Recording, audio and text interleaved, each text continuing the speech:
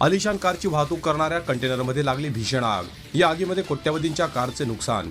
राष्ट्रीय महामार्ग क्रमांक 53 वरील साक्री दहिवेल मार्गावरील सुरपान फाट्याजवळ महागड्या चारचाकी वाहनांची वाहतूक करणाऱ्या कंटेनरमधील एका कारला अचानक आग लागल्याने काही काळ परिसरात खळबळ उडाली।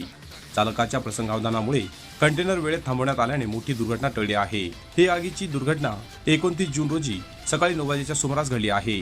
चेन्नईहून गुजरातच्या दिशेने निघालेला कंटेनर क्रमांक KA01 AF 2467 मध्ये प्रत्येकी 3 कोटी रुपये किमतीच्या 5 महागड्या लॅम्बोर्गिनी कार होत्या।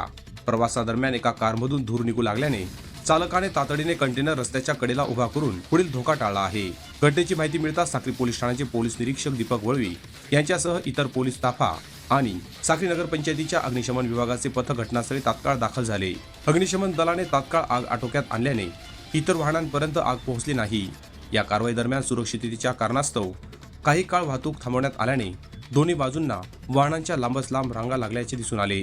या आगीमध्ये कंटेनरमधील 3 कोटी रुपये किंमत असलेल्या एका आलिशान कारचे मोठे नुकसान झाले आहे, तर कंटेनरमधील इतर वाहने किरकोळ नुकसान वगळता सुरक्षित राहिली आहेत। दरम्यान या आगीचे नेमके कारण अद्याप स्पष्ट झाले नसून संबंधित यंत्रणांकडून याचा तपास सुरू आहे।